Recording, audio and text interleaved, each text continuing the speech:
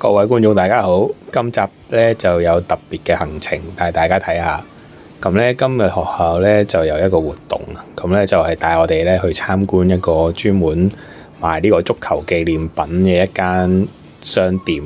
咁咧就遠離倫敦嘅，咁啊要搭呢個火車啦。但係咧所有嘅開支咧就係由學校咧去支付嘅。咁去到呢個 Edenbridge 呢個小鎮啦，大家見到咧非常之風和日麗。咁學生咧其實得幾個嘅啫，包括我在內，仲有2個職員咧。咁我哋一行咧只係5個人嘅啫，可以係一個小眾嘅教學。咁咧呢個旅程咧，其實大家主要咧就係嚟呢個商店參觀啦。咁咧見到就係一個買賣呢個足球紀念品，主要咧就係呢個球星嘅一啲卡啊，一啲波衫啊等等。咁佢有足球啦，亦都有美國職業棒球啦等等。咁你見到有我哋2個同學都係唔識嘅，嚟到先至知道大家係讀咩啊。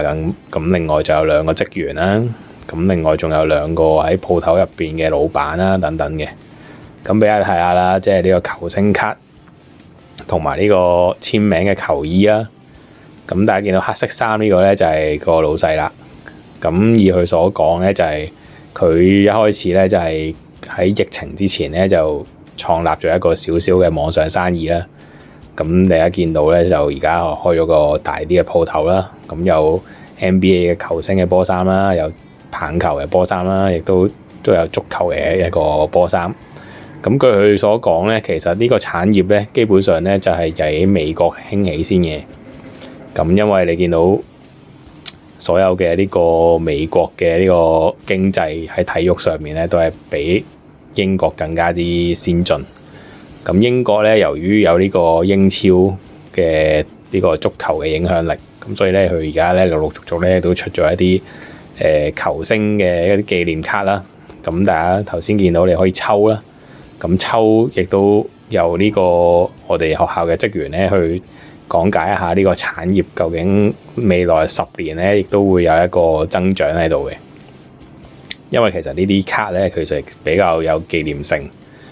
咁我哋去到啦，一場嚟到亦都係獲得一啲免費嘅球星卡啦嘅一啲。因為有好多卡咧可以當係白卡，咁基本上咧就係唔值錢嘅。咁譬如你有啲閃卡啦，或者一啲特別版嘅一啲球星啊等等咧，嗰啲就會值錢啦。咁一張最貴嘅球星卡咧可以賣到100萬美金以上。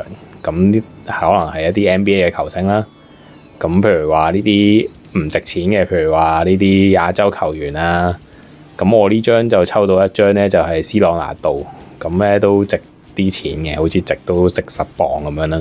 咁今日嘅旅程咧，基本上咧就係開心為主，咁啊同埋學校出錢啊嘛。